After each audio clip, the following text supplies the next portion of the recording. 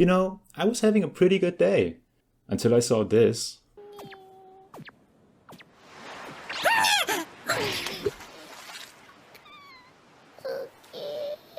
Between that and the puppy with its sandcastle, this is where I draw the line. The ocean has to pay.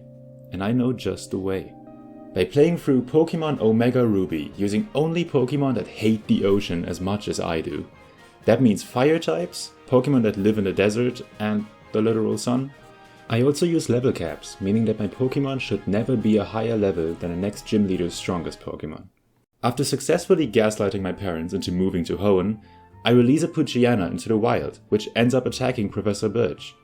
I rescue the professor and in turn receive Ace the Torchic. I beat up May's Mudkip and get Pokeballs, which I won't be using for quite a while. Then I go visit my dad in Petalburg City, who tells me to collect gym badges to get stronger. That means next stop, Rustboro City. I meet this guy on the way, says he belongs to Team Magma. I gotta say, I like the name. Before Roxanne's Rock-type gym, I realize I have a huge problem. There are no further encounters before the gym, and the current level cap is 14. Too early for Ace to evolve. I try different strategies, but eventually I sacrifice my integrity in favor of my mental health. I bring Ace up to level 16 to evolve it into Combusken, which violates the level cap but allows for an easy sweep through Roxanne's team. I put in the work, okay? I deserve this. I meet the Magma Grunt again, but I still can't quite figure out what his deal is. As all 10-year-olds, I go on an errand run for an old man and head for Dewford. Unfortunately, the gym trainers are no longer optional in the remakes, so I do start the Brawly fight 2 levels too high. But I promise, this is the last time. Ace sweeps through Brawly's team with Echoed Voice, which gets stronger every time you use it and makes for an easy victory. I meet up with a guy named Steven and bring him the letter the old man gave me, before my kindness is exploited in yet another errand, this time to Slateport. And here I have what I call a fateful encounter. Team Magma return, but this time I meet the leader, Maxie. He has this grand monologue about expanding the land for the benefit of humanity. He likes to hear himself talk, but he wants the same thing as me. On to the next gym. Watson without his Manectric is pretty harmless, so one bulk up and then double kicks sweep through his team. This gym badge means something special. I can head to Route 112 and finally expand the team. Welcome, Sailor Mars the Numo. And after Ace had to carry the team for so long, we suddenly become a whole group after adding Iroh the Torkoal and Sasuke the... What's that Pokemon called again? I keep forgetting. After hearing about some shenanigans afoot, I head to Meteor Falls, where I catch Roy the Solrock, and once again meet up with Team Magma for friendly conversation. It is here that I meet the most vile of villains, Team Aqua. After that awful confrontation, I make my way to my favorite place in all of Hoenn, an active volcano. And Maxie seems to share my taste in locations. Due to a misunderstanding, I'm forced to battle Maxie, but not before he tells me of the ancient legendary Pokemon of the land, Groudon. I am not properly prepared for this battle. By all rights, Maxie should flatten me.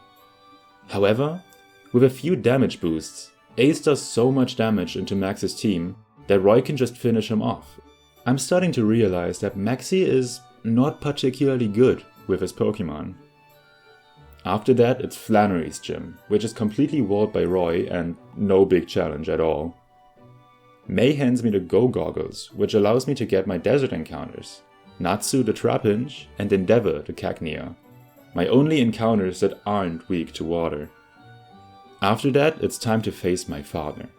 His Slackings are powerful, but have a glaring weakness. They can only attack every other turn. Natsu's Dig is a 2-turn move. They can use that weakness to basically remove Slacking from the game.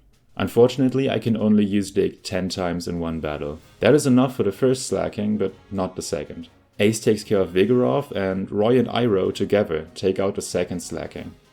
I nearly drown my raccoon dog to get to the next section of the game, Just saying, if I'm successful, I won't need to do this anymore. I make it to the Weather Institute, where I hope to find some usable data, and Team Magma seems to have the same idea.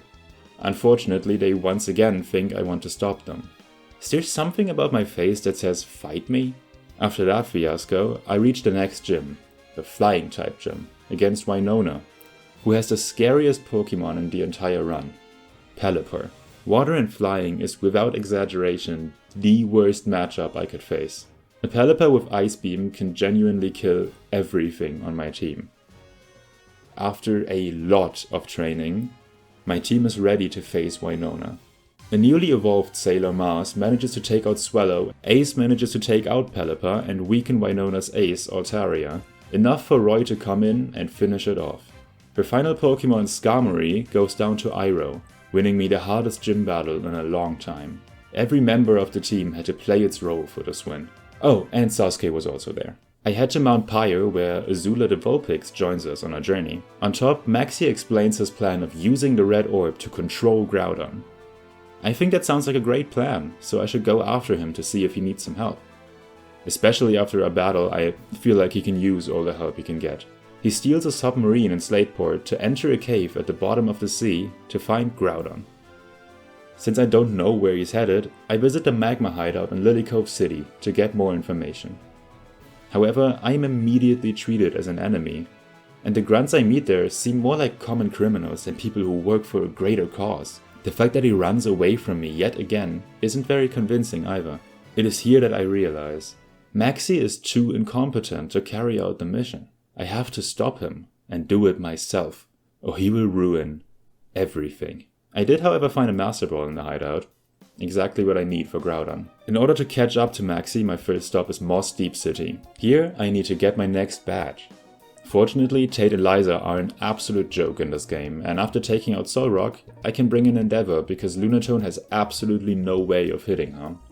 After the battle, Steven gives me the HM Dive, and I recreate what Maxie needed a custom-built submarine for, using a singular jellyfish, and follow him to the seafloor cavern. I catch Maxie just as he is about to summon Groudon. He seems to have defeated the Team Aqua boss, but what he has in store for me is just pathetic. After just one bulk up, a Mega Evolved Ace sweeps through his entire team with no issue. Even Groudon seems to notice this, as it has no desire to listen to him after he awakens it. Maxie suddenly gets cold feet, so it falls to me to ride his arrows and follow Groudon to Sootopolis. I pick up the blue orb to calm Groudon down, enter the Cave of Origin and ride the little pony to Hoenn's core, where I face it. And catch it with the Master Ball. Little anticlimactic. I now have the power of a god in my PC box. I have what I need, but the journey is not quite over. The gym leaders and the champion Steven all banded together to stop Team Magma. If they find out that my goal is practically the same, it won't end well. I'll have to take them out on my own terms, by bringing the fight to them. But before that, the changes in weather have changed some encounters as well. So I pick up Leona the Growlithe, May the Ponyta, and Zuko the Eevee. With all encounters now in tow, it's time to get the final badge by beating Wallace in the Water-type gym. This time, I need a little strategy. Endeavor starts off against Love-Disc and gets to set up 3 layers of spikes to damage incoming Pokemon before taking it out. This baits out Milotic. I switch to Ace on a resisted Ice Beam, Mega Evolve in order to safely outspeed, and get off a Toxic before going down to Hydro Pump. Endeavor and Iroh manage to stall the Milotic until the poison takes it out. Next is Celio. Iroh can take all its attacks well enough to get up a Sunny Day, which weakens Water-type moves. This allows Roy to take out Celio.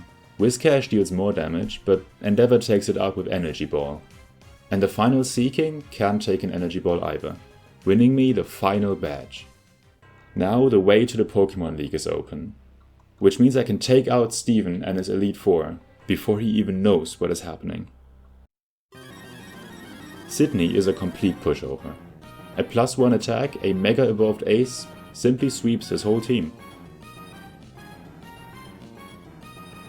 Phoebe's ghost types are weak to Endeavor, who takes out Duskclops, but has to evade Dusknoir's Fire Punch. Iroh weakens Dusknoir until Endeavor can take it out, and then also the rest of her team. Glacier has ice types, and you'll never guess how I beat that one. Bulk up Mega Evolved Ace. Speed Boost allows Ace to safely outspeed the Frost Lasses as well, so this is not a challenge. Next is Drake, and he has Dragon types, which are extremely hard to defeat. Everything that could have been hard or gone wrong in the first 3 battles is now condensed into this one battle. Ace gets off a burn on Altaria, but even then, Roy can barely take it out. Next up is the first Flygon. This one is a physical attacker, so Ace can take it out with a burn and double kick. The following Kingdra walls practically everything in the game except fairy types, so it takes Endeavor and Ace and a bit of luck to take it out. Next up is Drake's Ace, Salamence. It takes out Ace and Endeavor immediately, so I bring in Leona to do some damage. Unfortunately, Outrage doesn't do enough damage and Salamence outspeeds, so that's basically it. The only other Pokemon I have left is Natsu, who will absolutely get one-shot by Salamence. Natsu comes in and somehow outspeeds and kills Salamence in one hit. There is still one more Flygon left, and Natsu takes it out in one hit. Somehow we made it. Now only Steven is left. He starts out with Skarmory, and I decide to just go for it immediately. Leona takes out Skarmory and Aggron back to back. Claydol comes out, but Natsu and Endeavor work together to take it out. Armaldo gets taken out by Iroh. Ace comes in against Cradily and Mega evolves to take it out. Next is Steven's own Mega, Metagross. The two Megas hit each other super effectively, and Ace goes down. I bring in Leona to finish the job, and somehow Metagross outspeeds and kills her with Giga Impact. However, Metagross has to recharge for a turn, so Natsu can come in and finish it off with an Earthquake, winning against Steven and taking out anyone who could stand against me. And with that, I grab Groudon from the box and head out to the ocean.